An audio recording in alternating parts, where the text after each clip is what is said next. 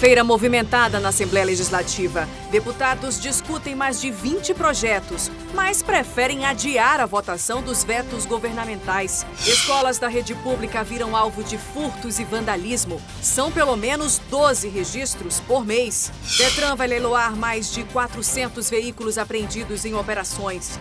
E ainda os detalhes do lançamento do Festival de Ópera do Amazonas. As apresentações começam ainda este mês. É o que você vê agora no A Crítica na TV.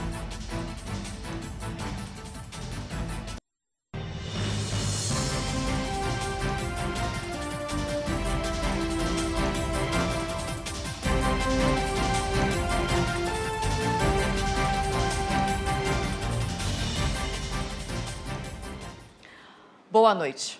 Hoje, a sessão da Assembleia Legislativa foi movimentada. Entre as discussões estavam os vetos governamentais, a votação dos vetos governamentais, que poderia abrir espaço para novas questões na casa. Também foram vistas pautas sobre violência obstétrica. A discussão que mais tomou tempo foi sobre o projeto de lei que estabelece medidas para evitar a violência obstétrica dentro das maternidades no estado. Um parlamentar pediu para a proposta ser reanalisada antes de voltar ao plenário. O ponto de divergência foi em relação à responsabilidade dos médicos em casos de agressões psicológicas ou físicas contra grávidas em trabalho de parto. Não especifica, na verdade, o médico. Fala sobre o gestor da unidade de saúde, a direção, e com as emendas que foram apresentadas por meio de um substitutivo, qualquer pessoa que esteja no momento ali que a grávida está na maternidade, na unidade de saúde, e cometer a violência obstétrica, que pode até mesmo ser por palavras, por exemplo, pode ser enquadrado. A representante do coletivo feminista Humaniza explica que o projeto pode trazer benefícios a todas as mulheres que não conhecem os próprios direitos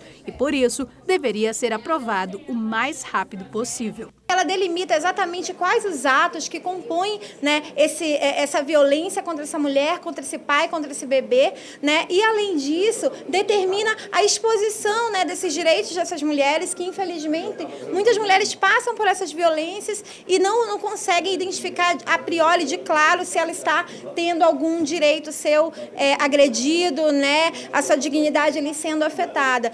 O projeto deve ser reanalisado dentro de poucos dias. O deputado que pediu vistas, ele tem que fazer a sua análise e apresentar alguma emenda, se for o caso, enfim, alguma emenda ao relatório, e ele tem que voltar em 2 reuniões, ou seja, na próxima votação, na próxima semana, em tese, ele tem que estar na pauta. Os parlamentares também discutiram o plano de cargos e carreira dos servidores da Amazonprev. A proposta começou a tramitar em março e foi aprovada por unanimidade.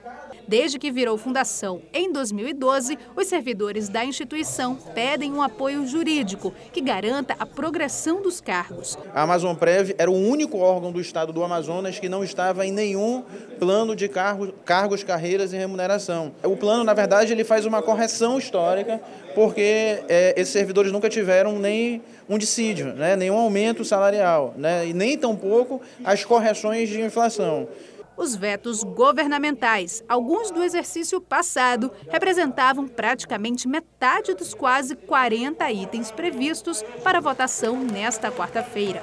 Eram as matérias mais aguardadas, mas o presidente da casa preferiu deixar a votação desses itens para a próxima semana. O que a gente tem percebido é que muitos desses vetos têm seguido uma orientação do antigo governo, portanto, não haverá prejuízo ao próprio governo do estado caso haja a derrubada desses vetos. O Sindicato dos Trabalhadores em Educação do Amazonas informou hoje que vai se reunir em uma Assembleia Geral na próxima terça-feira, dia 9 de abril, para discutir a possibilidade de greve. A categoria teria desistido da reunião com o vice-governador Carlos Almeida, marcado para esta sexta-feira, e só aceita reunir com o governador Wilson Lima. Ainda de acordo com representantes do Sinteam, apesar do avanço nas negociações, ainda há um impasse em relação ao percentual de aumento. O sindicato pede, por exemplo, 15%, mas a contraproposta do governo gira em torno de 4%. Caso a Assembleia aprove o indicativo de greve, uma data deve ser discutida para o início dessa paralisação. Já em nota, a SEDUC informou que a reunião com o vice Carlos Almeida está sim confirmada para esta sexta-feira e que o governo já garantiu a reposição salarial. A gente acompanha agora o resumo de notícias.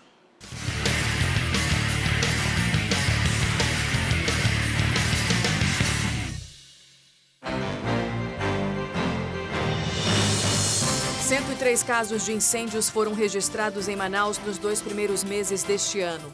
Desse total, 21 foram em casas e apartamentos.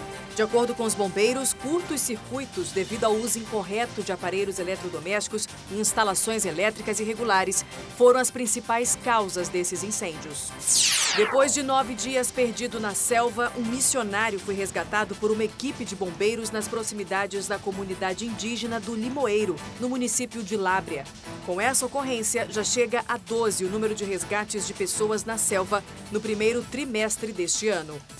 E todos os postos do Sinetran vão funcionar excepcionalmente nos próximos 2 sábados, dias 6 e 13 deste mês. A medida é para ajudar estudantes e usuários do transporte coletivo a agilizarem os serviços de emissão da primeira e segunda vias dos cartões Passa Fácil, Desbloqueio, além da venda ou recarga de créditos.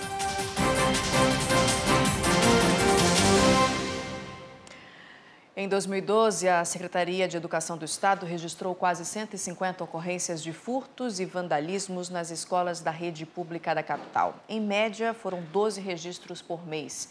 Por isso, algumas alternativas são estudadas para aumentar a segurança dos alunos e também dos professores.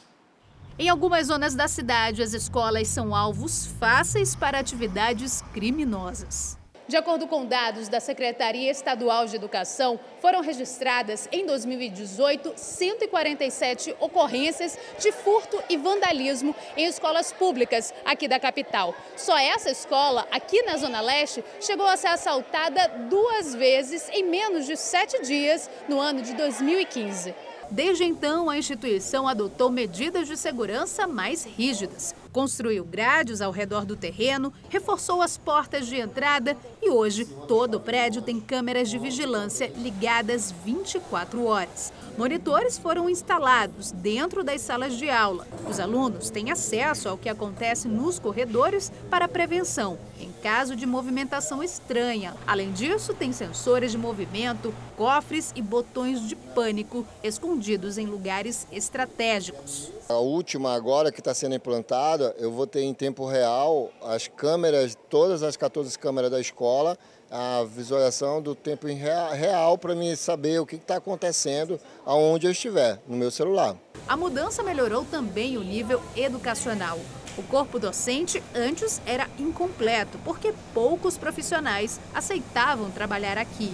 Para esta professora, que acompanhou o processo de reforço na segurança, o trabalho ficou mais fácil. Quando a gente iniciou, a gente não tinha o controle deles. Quando dava a hora do lanche, eles fugiam, iam embora. E a gente vinha para cá com 2, 3 alunos. As casas legislativas trabalham em propostas para evitar ocorrências nas escolas. Na Câmara Municipal, um projeto que autoriza a Prefeitura a comprar as horas de folga dos policiais militares deve tramitar em breve. Eles usariam parte desse tempo na segurança das escolas em locais considerados perigosos. Já na Assembleia Legislativa, a proposta é implantar detectores de metais nas instituições. Para que nós possamos impedir a entrada de artefatos tidos como armas dentro do ambiente escolar, que é um ambiente de pessoas vulneráveis, que são as nossas crianças e os nossos adolescentes. A CEMED garante que pelo menos 400 escolas dos ensinos infantil e fundamental são monitoradas por câmeras. Já a SEDUC diz que toda a rede estadual em Manaus tem monitoramento. Apesar das medidas adotadas, as ocorrências ainda são frequentes. Esta semana, uma escola municipal na Cidade Nova ficou sem aula porque a fiação do prédio foi roubada. Foi a segunda vez em menos de 3 semanas. Um transtorno na vida dos alunos, professores e pais. fica difícil. Agora, as crianças são prejudicadas, os pais são prejudicados, porque muitos dos pais trazem os alunos para cá para deixar na escola e vão cuidar dos seus afazeres. E a Secretaria de Segurança Pública enviou reforço policial para Lábrea, no sul do Amazonas. No último sábado, um conflito agrário na divisa entre os estados do Acre, Rondônia e Amazonas resultou em uma morte. Segundo a Polícia Militar, 4 homens encapuzados e armados expulsaram as famílias que ocupavam um seringal. Na ação, um agricultor de 53 anos foi atingido com tiros e morreu ainda no local. A polícia investiga ainda uma denúncia de moradores de que há, sim, outras pessoas desaparecidas e gente ferida em uma área de mata nas proximidades. Depois do intervalo, você acompanha, o Detran vai leiloar mais de 400 veículos apreendidos em operações. Daqui a pouquinho, agora são 7h27, uma crítica na TV. Volta já.